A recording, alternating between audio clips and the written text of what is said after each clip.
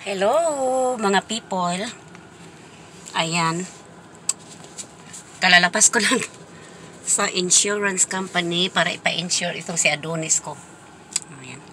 Dito po tayo sa car ko. Ayan.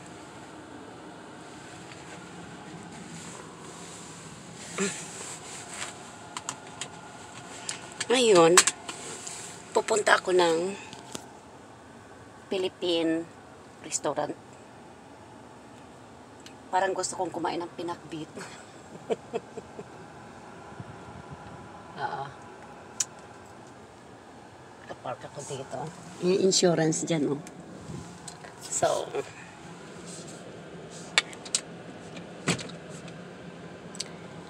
okay. Tingnan ko muna yung Mexican kaya. Hindi ko alam kung ano kakainin ko, no? So,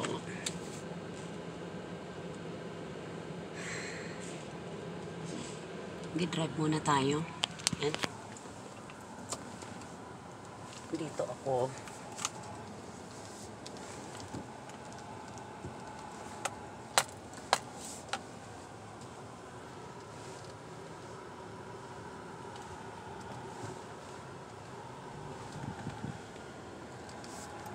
Dito ako dadaan sa Hercules.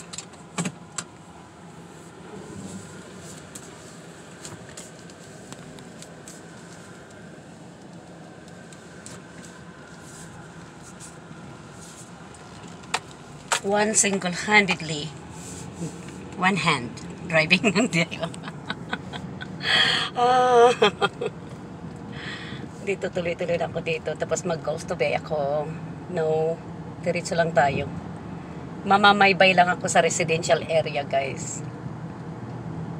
Ay, nako. Nag-yellow siya. Yan. Anyway, nabisi lang talaga ako dahil, bakit? Nabisi ako pag sa shopping ng bagong car. Mamaya sabihin, nagyayabang naman si Pagod na ako mag-drive ng mga lumang kotse na meron kami. Ayaw ko ng truck ng asawa ko. Ayaw ko yung maliit na, para bang nakaupo lang ako sa daan, yung mababang kotse. Dalawa, meron kaming Acura na dalawa. Tapos yung truck ng asawa ko. Tapos meron pang isang Blue na, ano bang pangalan nun? Na ang hirap, matigas, walang power steering. So manual yun. So sabi ko, ayoko ng mga kotse natin. Sabi niya, wag lang daw akong mag-YouTube na at umuwi ng Pinas. Sabi niya, hindi naman po pwedeng hindi ako uuwi ng Pinas. Ano, baliw. Eh, sabi ko, para sa sarili kong sanity yan, na makita yung pamilya ko, mga relatives ko. Kaya, ayun nga, napagpasyahan na bilhan niya ako ng kotse.